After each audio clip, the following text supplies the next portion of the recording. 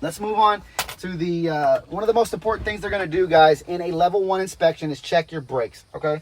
Trailer brakes, more importantly, especially with hot shots, because the brakes fail. You guys buy a lot of the Big Tex trailers. They're cheaper. They come with electric brakes instead of electric over hydraulic, which is what you want.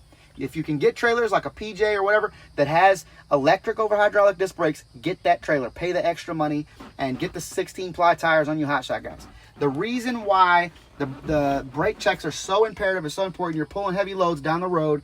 Half the time your inspection, I'm going to do another one of these also on a hot shot truck, but half the time your trailer brakes don't work. It could be a fuse, it could be the breakaway, it could be many different things, right? Your magnets went out on the brakes.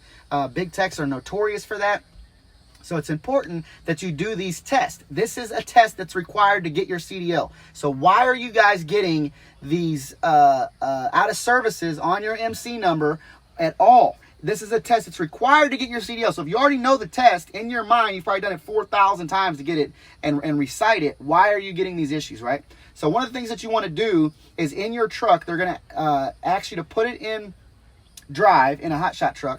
In this situation, we pull against or tug against on your tug test the trailer brakes and the tractor brakes to make sure the air is working. But on a electric brake setup or electric over hydraulic disc in a hot shot truck, we're going to put the truck in drive. We're going to turn the gain up, okay, on the steering wheel or whatever, or up here up to 10, okay? Once the gain is at 10, you're going to have the truck roll itself with the trailer hooked up to a 5-mile-an-hour roll. The DOT officer will be outside to your left. He'll be clocking you, looking inside the truck to make sure you're not hitting the brakes and looking at the brake lights. He's going to ask you to hit your brake controller, okay? That brake controller, when you hit it, that engages the trailer brakes. The trailer has to stop the truck. If the truck does not stop and it continues to roll and roll and roll with you not touching the gas and the truck pulling itself, you will fail. You are now out of service. The truck will have to be towed or somebody will have to come there to fix the trailer brakes, okay? It cannot move. You're out of service. It's a big no-no.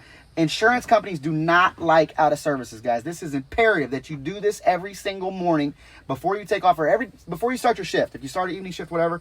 But before you start your shift, check your trailer brakes, guys. Check them, okay? Put it up on gain 10 and let it roll at 5 miles an hour just in drive. No foot on the brake, no foot on the gas, nothing. And engage your trailer with the brake controller and make sure that works, okay? Another thing that they do, but rarely, is they will ask you to, with the truck turned off, it won't matter, okay? They will ask you to go to the back, unplug the power cord to your trailer on a hotshot trailer. They will ask you to remove the breakaway, okay? Now go back in the truck, start the truck, and try to pull the trailer, okay? They want to see those trailer tires locked up and dragging, okay? That means that it passed, okay? We've had 2 or 3 occasions where a DOT officer was very thorough and he did that check. It was during icy conditions and he had seen many trailers jackknife because the breakaway was pulled and the brakes didn't engage and stop like they should have, so I understand it. But that is very thorough. It doesn't happen on every level 1. That is kind of a secondary measure that a DOT officer may take to check that breakaway box or breakaway itself, okay? Another thing they will check is that the breakaway cable is tied separately and independently from the chains, okay? It's better if you have it on a third tie down, but it will be accepted if it's hooked to where the chain's hooked to, but not to the chain, okay? It's very important that you do that. If you do not do this, you will fail a level 1 inspection and get placed out of service, okay? You're placed out of service, you're stuck there for 10 hours, can't move, can't get your load delivered, can't go make money, and it's on your record. It takes 3 years to fall off, okay? But as I explained, you have to do the pull test and you have to do sometimes have to do the breakaway test.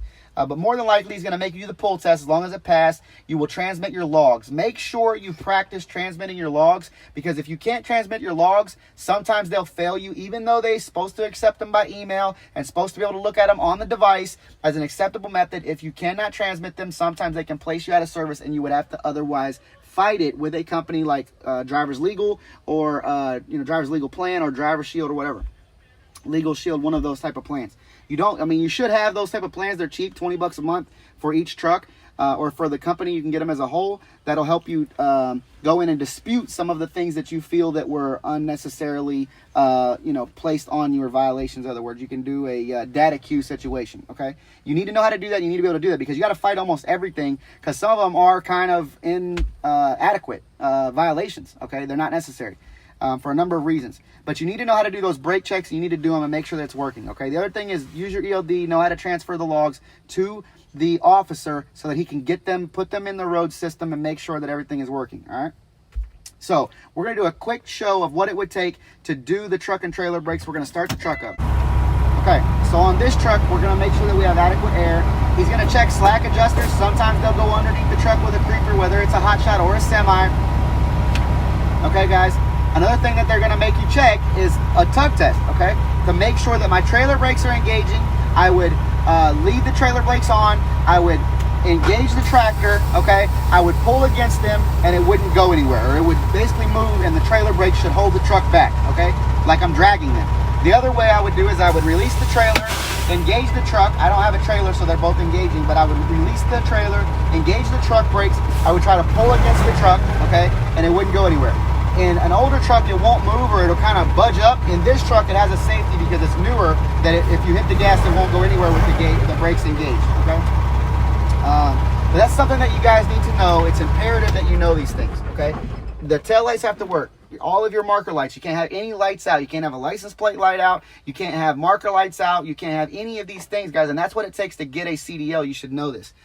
So if you're operating a hotshot truck or you're operating a semi, they're regulated the same. They're looked at exactly the same. Have your binder put together, okay? Have your ELD mounted to the dash. Have your fire extinguisher. Have your fuses. Have your road triangles accessible. And have all the documentation that you need to pass it. Don't have stupid things like window tint. It's idiotic, guys.